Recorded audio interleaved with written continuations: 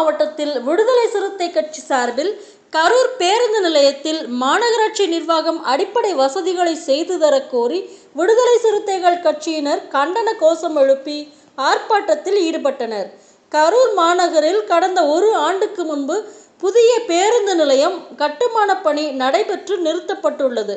இந்நிலையில் தற்போது உள்ள பேருந்து நிலையத்தில் ஒரு பகுதி சிதிலமடைந்ததாக கூறி மாநகராட்சி நிர்வாகம் சார்பில் இடித்து அகற்றினர்.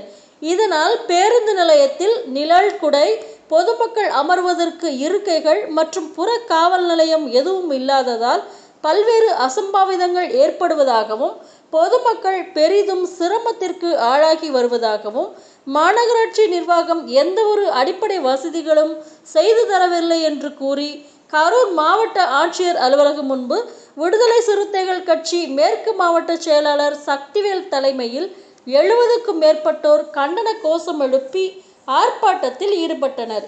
இதில் ஆளும் திமுகவை சேர்ந்த கூட்டணி கட்சியான விடுதலை சிறுத்தைகள் கட்சியின் சார்பில் தமிழக அரசு மற்றும் மாநகராட்சி நிர்வாகத்தை கண்டித்து கோஷங்கள் எழுப்பி ஆர்ப்பாட்டத்தில் ஈடுபட்டனர். உரிய நடவடிக்கை எடுக்கவில்லை என்றால் மாநகராட்சியை முற்றுகையிட்டு போராட்டம் நடத்தப்படும் என தெரிவித்தனர்.